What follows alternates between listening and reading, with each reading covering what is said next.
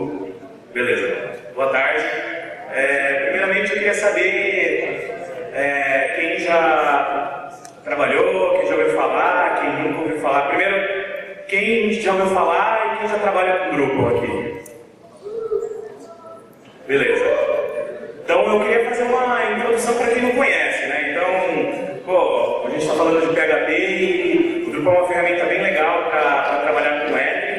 Então, vou fazer uma visão geral aí do que vocês podem fazer com o Drupal. Infelizmente, o tempo é curto, então vai ser só uma apresentação, assim, não vai ter um demozinho, mas podem conversar comigo depois, pegar meu contato. Para a gente conversar depois e participar da comunidade Drupal também, que é bem ativa. Meu nome é Leandro, sou desenvolvedor Drupal, trabalho como engenheiro de suporte na Akia, que é uma das empresas carro-chefe que ajuda a patrocinar o Drupal, patrocinando desenvolvedores que participam do core, do Drupal e tudo mais. Também ajudei a fundar a Associação Drupal Brasil, que ela é uma associação com viés de fomentar o software livre no Brasil, de maneira geral, não só do Drupal. E aqui são os meus contatos, quem quiser falar comigo, vamos aí. Bem, o que é o Drupal? O Drupal é uma ferramenta open source, ele é uma plataforma de gerenciamento de conteúdo. Então você precisa fazer um site, e esse site basicamente tem conteúdo e deve ser amigável para o usuário. O Drupal atende perfeitamente. Ele é um framework de desenvolvimento também, você precisa fazer coisas mais complexas, você quer usar ele como back-end de uma aplicação também, você pode usar. Ele é extensível, há uma comunidade muito forte que participa e contribui estendendo módulos do Drupal. Um vasto repositório de módulos, comunidade ativa, ele tem um time de segurança que atua validando os códigos contribuídos, tenho certeza que não tem nenhum tipo de problema que pode causar problemas de segurança, problemas de invasão, etc., que nem foi dito anteriormente.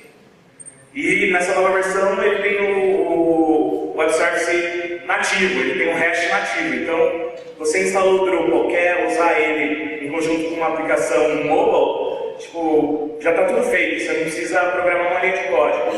E como foi dito antes, eu concordo, no final das contas, todos nós somos preguiçosos, né? A gente está procurando maneiras de facilitar o nosso trabalho e agilizar o nosso trabalho. Por que o Drupal? Por que eu deveria escolher o Drupal? Bom, ele é uma plataforma dirigida para conteúdos web e multicanal. Então, assim, não necessariamente só o seu site.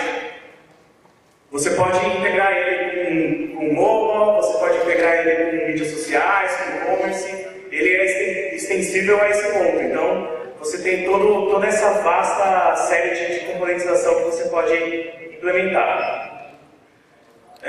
Então, assim, antigamente, como que era? Você tinha o seu website, você tinha o seu conteúdo, mas hoje está levando ao quê? Cross-channel, experiência digital. Antigamente, só de browser. Não, hoje, qualquer dispositivo mobile. Então, você pode ter um smartwatch, você pode ter no seu celular, você pode integrar com uma Alexa do Amazon, por exemplo. Antigamente, todo mundo vê o mesmo conteúdo. Hoje, o que as pessoas esperam? Experiências customizadas. Então, você está lá, você quer ver o que interessa para você. E é isso que as empresas estão buscando prover isso. Antigamente, o seu back-end era atrelado ao seu front-end. Então, está tudo lá dentro, monolítico, né, como dizem. Hoje, o que você quer? Você quer desacoplar isso. Então, você tem o seu back-end e você tem o seu front-end no mobile, você tem o seu front-end no browser, você tem o seu front-end em outros canais que não só o web normal. Então, o que o Drupal pode agregar, então, falando de maneira geral? Que nas versões anteriores sofriam muito, né? As pessoas diziam, não gosto de Drupal porque é muito complicado, ele não é amigável para o usuário e tudo mais. E nessa nova versão, ele revolucionou isso. Então, ele torna a experiência do usuário muito melhor, compatível com dispositivos modernos. Então, se ele está usando um dispositivo do celular, se ele está usando no browser, permite preview, upload drag and drop, edição em Content, então você não precisa clicar em editar em uma outra tela, você pode editar direto o conteúdo lá de onde o usuário está vendo. Então, continuando aí, simplicidade de editores, você tem uma vasta quantidade de possibilidades. Além disso, maiores possibilidades para o administrador da sua aplicação, do seu site. Facilidade para customizar componentes, controles avançados, sem a possibilidade de gerir código-fonte, eu não acho isso ruim. Tá? Markup nativo compatível com o schema.org, então se ele tem um campo de data, ele vai gerar o markup lá exato, markup de título e tudo mais. Estruturação de conteúdos customizados, então se você tem um conteúdo lá que você está criando a sua aplicação e ele precisa ter campos customizados, você consegue fazer isso muito facilmente, consegue manipular a saída dos conteúdos, então você quer, em determinado cenário, na homepage, eu quero o meu conteúdo exibido de uma maneira, na interna de outra maneira, você consegue isso muito fácil, além de ser SEO-friendly nativo. Então, por exemplo, uma interface básica aí. Você criou um tipo de conteúdo, lá, sei lá, clientes. Aí você pode adicionar campos aqui. Então, você adiciona o nome do campo, você define se o tipo do campo, seja ele qualquer tipo, desde texto, data, relacionamento com outro tipo de conteúdo e tudo mais. E isso de uma maneira muito simplificada, numa interface amigável, que tipo, o usuário que tem familiaridade poderia fazer. Isso, não estou falando o usuário final, o cara que está lá, que trabalha na empresa do site e ele vai fazer. Mas não, o cara que está desenvolvendo, gerenciando o site, trabalhando nas funcionalidades do site. Mas, tipo, umas interfaces aí eu coloquei para vocês terem uma ideia. Consegue controlar a saída de conteúdo, como o conteúdo vai ser disposto no site e tudo mais. Também, assim, controle de moderação, fluxo de moderação. Além disso, uma funcionalidade legal no Drupal, que chama Views. Ele é basicamente um gerador de queries. Então, assim, você criou lá as suas funcionalidades no Drupal, lá, o cadastro de cliente, cadastro disso, daquilo, e aí você precisa exibir isso de alguma maneira no site. Por exemplo, uma listagem ou de maneiras customizadas. Ele permite você gerar essas listagens de maneira visual.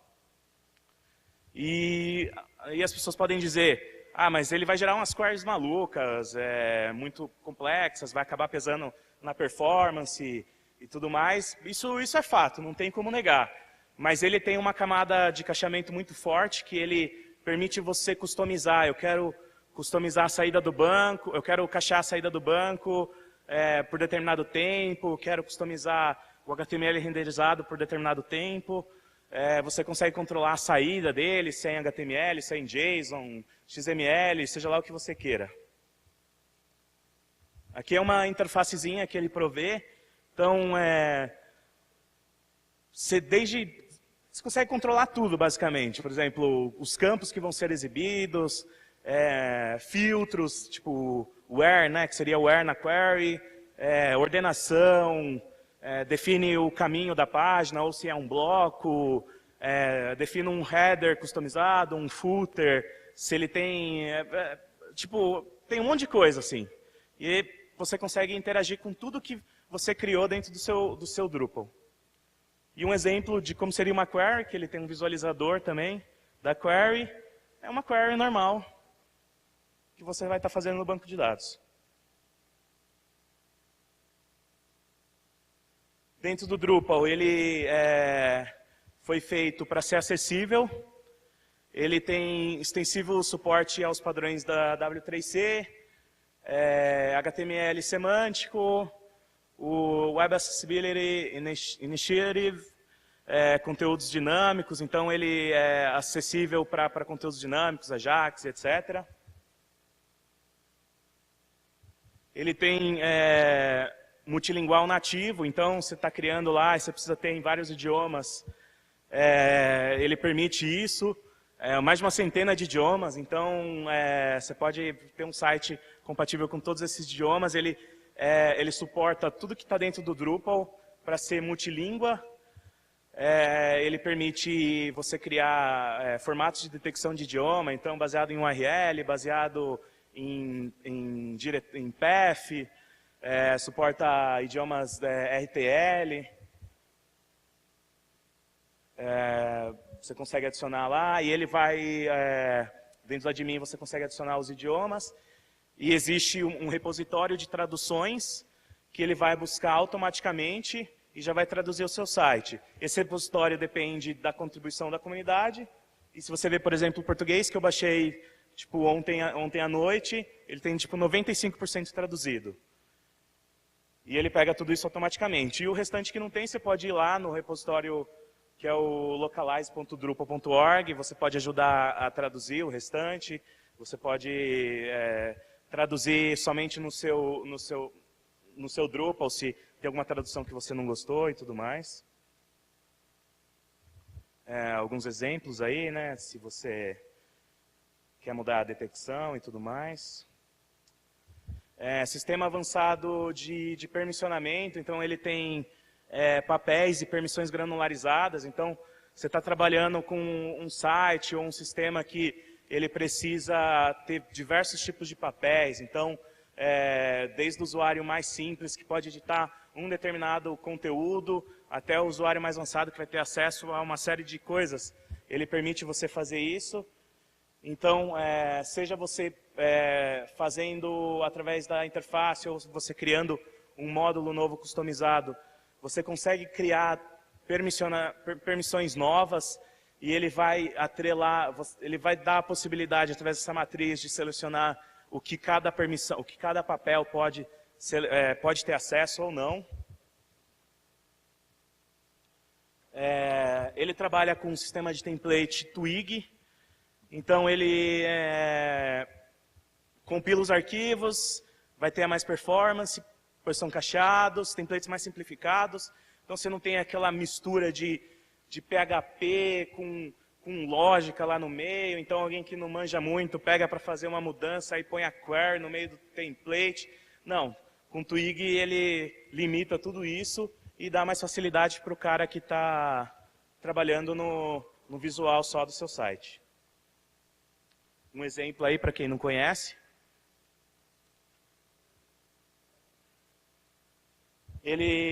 Você pode ter o seu Drupal como headless, né?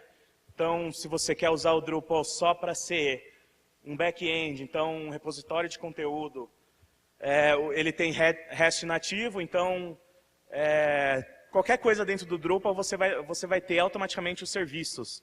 Então, serviços para login, para gerenciamento dos conteúdos. Então, você quer adicionar um conteúdo, você quer editar, você quer deletar, você quer fazer algum tipo de gerenciamento, você tem todos os serviços lá que você pode interagir para você criar lá a sua aplicação free theme ou adicionar uma nova camada, né? Se quer fazer lá o seu aplicativo web, aplicativo mobile, você vai ter lá o seu headless Drupal.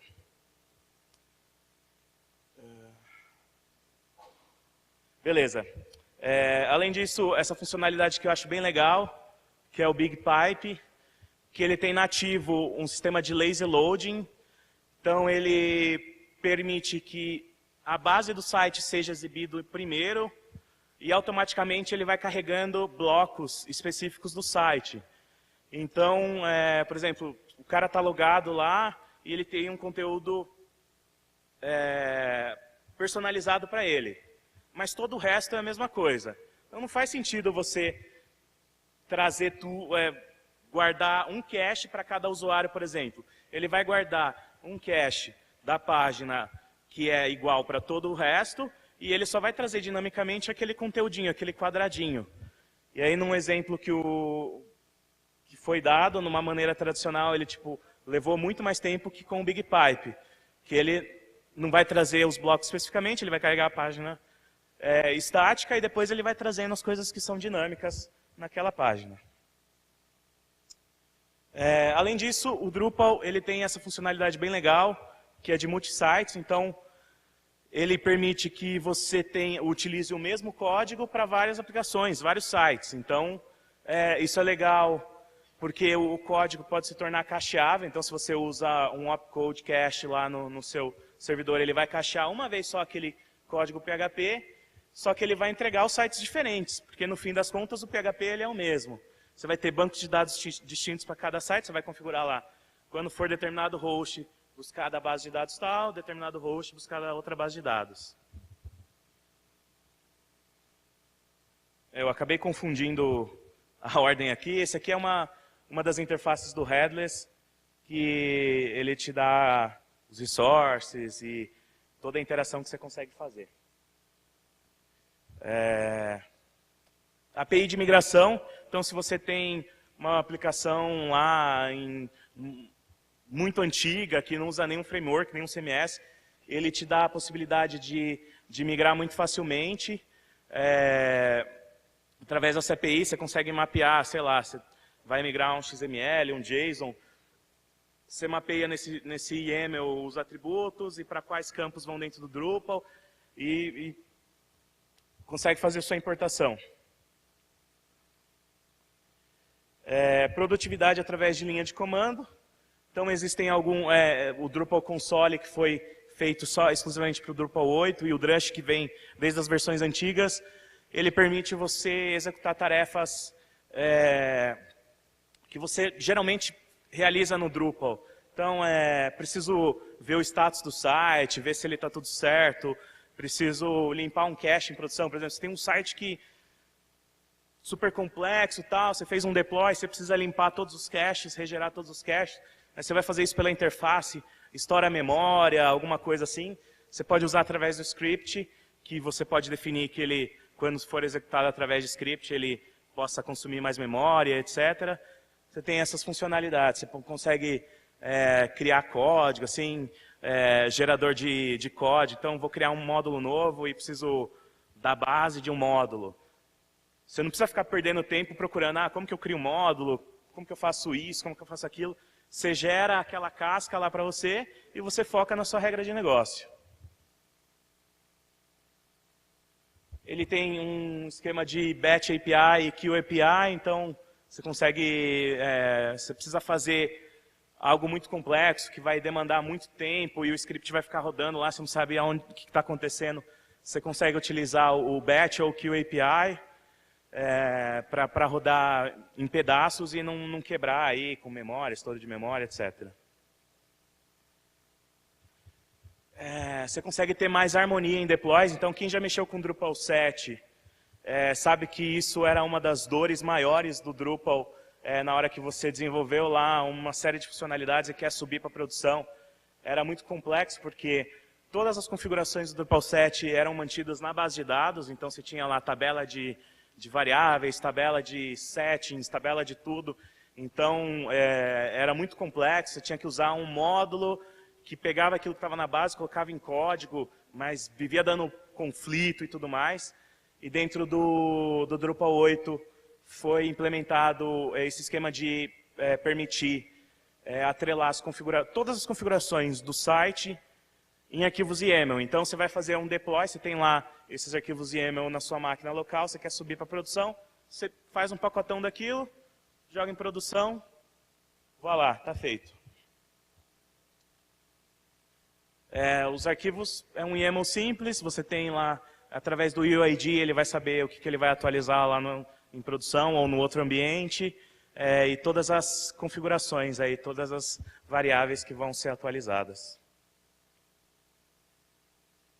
Ele é extensível, né? Então o Drupal 8 ele é todo orientado a objetos, ele segue os PHP standards mais modernos, Composer, Guzzle, Symfony 2, Twig, PHP 7, Drupal Console, o Drush. Ele utiliza componentes e bibliotecas externas, né? Tipo como essas que eu acabei de falar. Então não faz sentido você escrever código e funcionalidades que já existem, né? Sendo que tem uma galera lá que já gastou tempo, quebrou a cabeça, enfrentou os mesmos problemas e desenvolveu um negócio super legal e colocou dentro do Drupal. Né? Então é esse esquema aqui, o PE. Com muito orgulho foi inventado em outro lugar e foi encontrado em outro lugar também.